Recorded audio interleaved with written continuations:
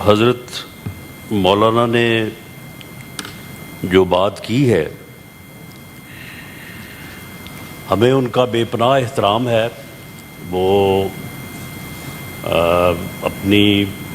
Party کے پارلیمانی leader بھی ہیں اور وہ ایک سیاسی نظریے کو، ایک سوچ کو جو ہے وہ ریپریزنٹ کرتے ہیں. انہوں نے یہ فرمایا کہ 26ویں ترمیم جو ہے اس میں سے جس زہر کو ہم نے نکال دیا تھا اس زہر کو جو ہے وہ دوبارہ انجیکٹ کر دیا گیا ہے. اس سے مراد یہ ہوا کہ 26ویں ترمیم جو ہے وہ جو کہ ان کے تعاون سے اور ان کے ووٹ سے ہوئی تھی وہ تو ٹھیک تھی، وہ جرنیلوں کی طرف سے بھی نہیں تھی، وہ کسی اور طرف سے بھی نہیں تھی، اور وہ واقعی پارلیمنٹ کی طرف سے تھی کیونکہ اس میں حضرت مولانا نے خود بھی اور ان کی پارٹی نے بھی جو ہے وہ اپنا ووٹ کاسٹ کیا. اب جو وہ یہ بات کر رہے ہیں کہ اس میں وہ زہر جو نکالا گیا تھا اس کو انجیکٹ کر دیا گیا ہے، اس زہر کے انجیکٹ کرنے کی آج تک میڈیا میں بھی، جب کبھی جو ہے وہ کوئی پریس ٹاک کیا وہاں پہ بھی، کل جو ہے وہ سارا دن جو ہے وہ قومی اسمبلی میں اور اس سے پہلے سینٹ میں 2 دن جو ہے وہ تمام ہمارے اپوزیشن کے معزز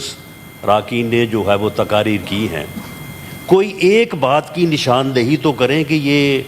وہ کون، اس زہر کی نشاندہی کریں کہ جی یہ زہر ہے اور اس کو جو ہے وہ انجیکٹ کر دیا گیا ہے. جہاں تک آرٹیکل 243 میں امینڈمنٹس کا معاملہ ہے، اس میں جو امینڈمنٹس جو ہیں وہ آرمی کے انٹرنل جو ان کا کمانڈ سٹرکچر ہے اس میں جو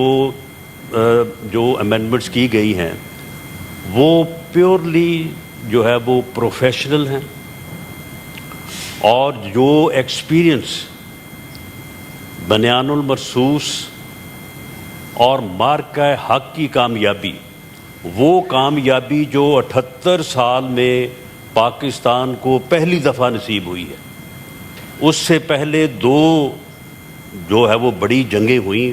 65 اور 71 میں. ایک مرتبہ جو ہم نے کامیابی کلیم کی، بعد میں وہ بھی جو ہے وہ کوئی اس طرح کی کامیابی جو ہے وہ ثابت نہیں ہوئی، اور دوسری مرتبہ تو پاکستان کو ہی 2 لخت کر دیا گیا. یہ پہلی مرتبہ ہے کہ پوری قوم سرخرو ہوئی، اور نہ صرف پاکستان نے بلکہ پوری دنیا نے تسلیم کیا کہ پاکستان نے اپنی عسکری قوت کو ثابت کیا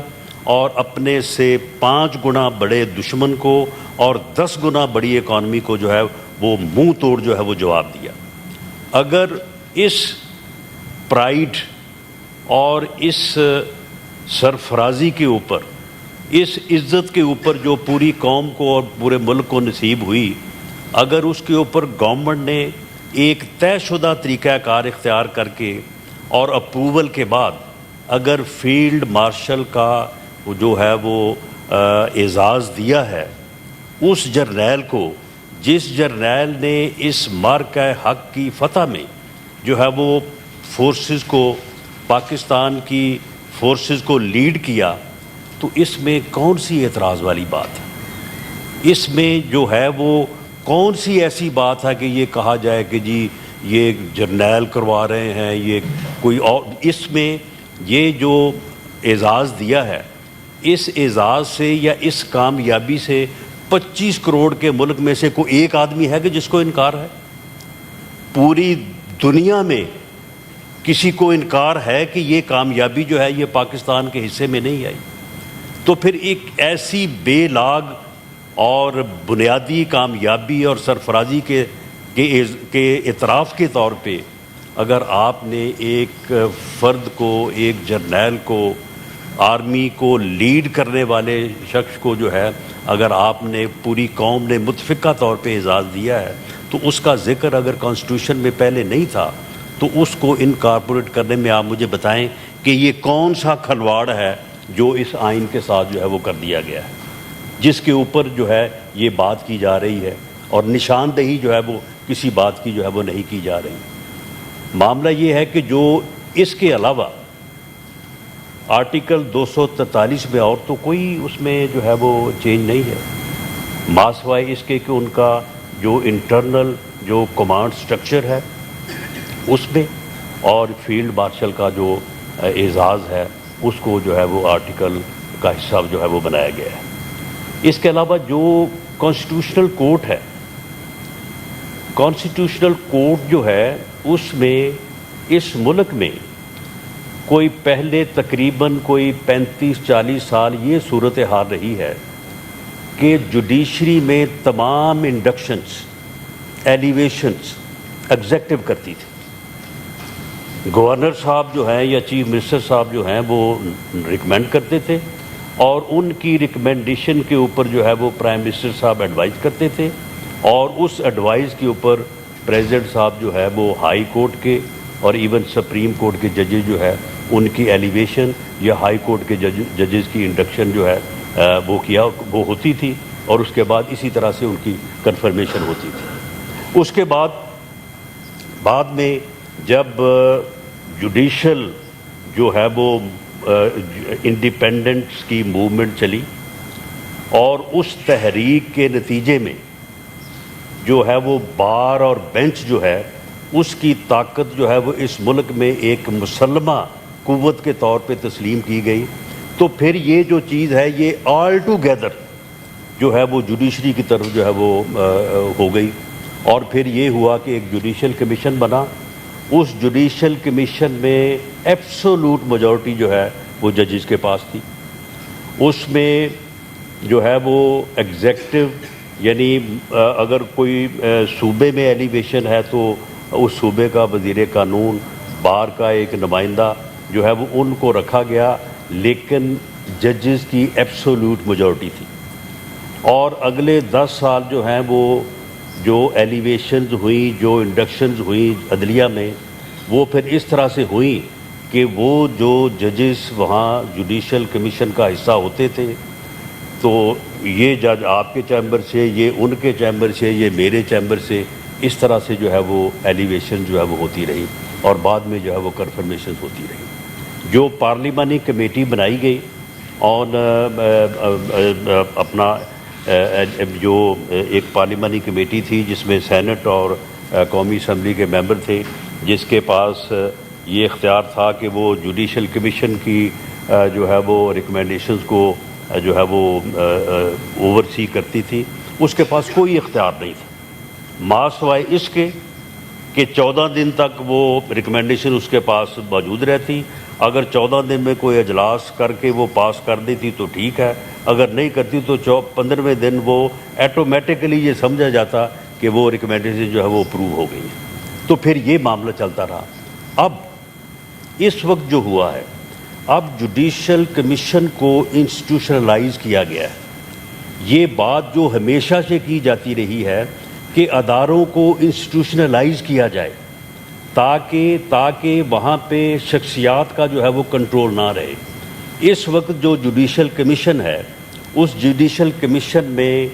5 لوگ، 5 سینئر ترین ججز ہیں۔ اس میں 2 جو ہے اس میں پارلیمنٹ ہے، پارلیمنٹ کے 4 لوگ ہیں، 2 قومی اسمبلی سے، 2 سینٹ سے۔ ان 4 میں سے 2 گورنمنٹ کی طرف سے ہیں، 2 جو ہے وہ اپوزیشن کی طرف سے۔